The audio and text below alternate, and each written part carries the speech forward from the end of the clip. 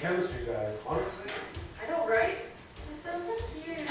What are we doing for this project? Chemical bonding is hard. We're still gonna go. Like a G. Who the hell wrote a pig? Brush my teeth. You know, back around here, I need to brush my teeth.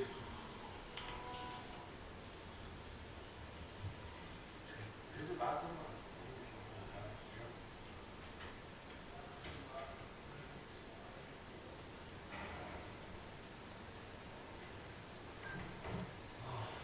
So who wrote the pig?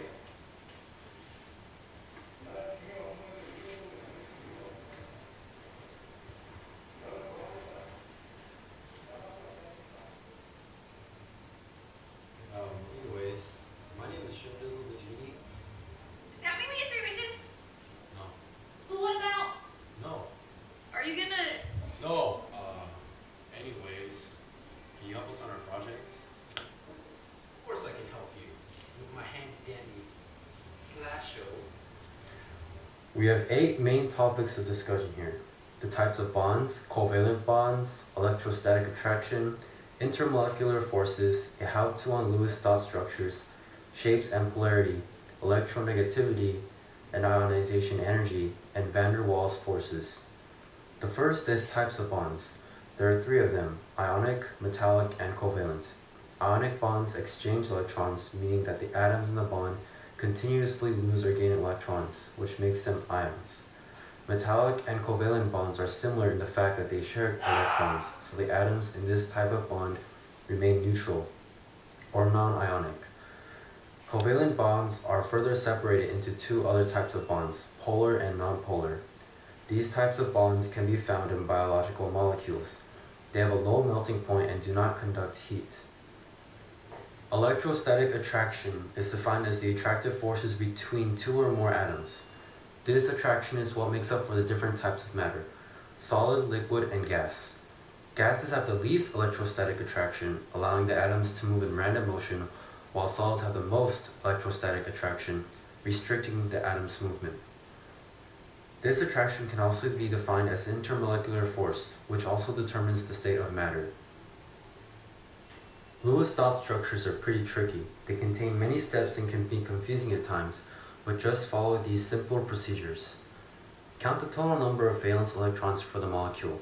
To do this, you have to find the number of valence electrons in each atom of the molecule. A general rule of thumb is that group 1 elements have 1 valence electron, while group 2 elements have 2. Groups 13 to 18 elements are determined by subtracting the group number of the element by 10. So group 13 elements have 3 valence electrons, and group 14 elements have 4. Group 3 to 12 elements have either 1 or 2 valence electrons. Find the total octet electrons the molecule has using the octet rule. The octet rule is that molecules or ions tend to be most stable when the outermost electron shells contain 8 electrons. Find the amount of electrons that will be bonded by subtracting the valence electrons from the octet electrons. Find the amount of bonds by dividing the amount of bonded electrons by 2. A bond consists of 2 electrons, which is why a pair of electrons make up 1 bond. Finally, draw the Lewis dot structure. The central atom or atoms are determined by the electronegativity of the atom. The atom with the highest electronegativity is the central atom, while the other atoms surround it. CO2, or carbon dioxide for example, has 16 valence electrons, 4 from the carbon atom and 6 from each oxygen atom. It has 24 octet electrons. Using the octet rule, carbon needs 8 electrons to fill its outer shell, and an individual oxygen atom also requires 8 electrons.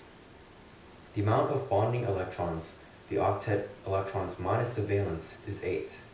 Divide this number by 2, and you get the number of bonds.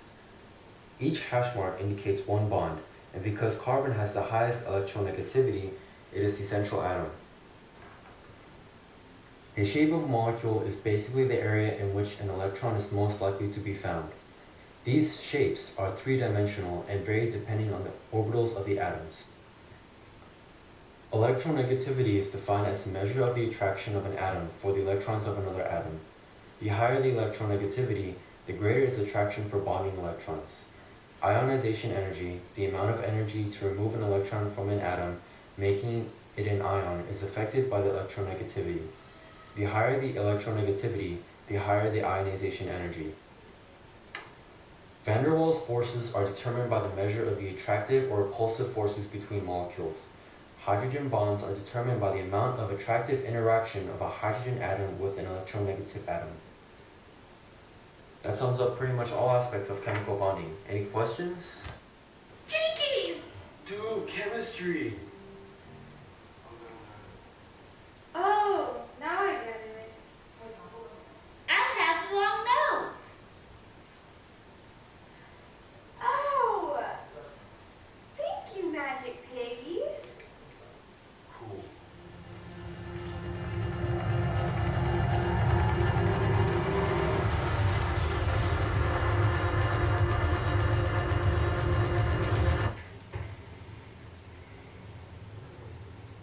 I can see it starting to get kind of. No, it kind of, no, it just mixes. So alloy is a mixture of different metals. So you plate it with zinc, and then when you're done with that, you put it on a hot plate, and the copper and zinc kind of mix together, and it turns into brass, bronze, I forget what it is.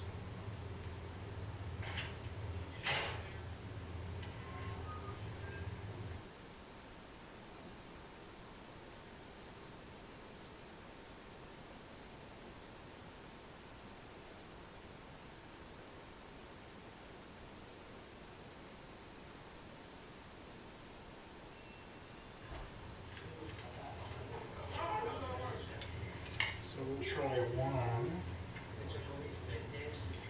Probably do that as a class and everything.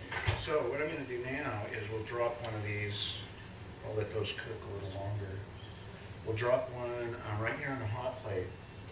And if you watch it, you want to slide it off just at the right time, because if you leave it on too long, it'll burn. So as soon as it all turns golden, I'm just going to slide it off onto the counter there. So keep your eye on that and watch it do it here.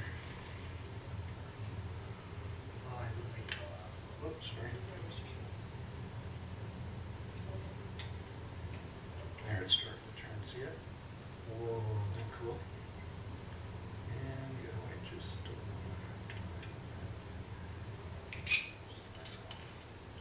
Let it cool off for a second. We'll see that color. Yeah.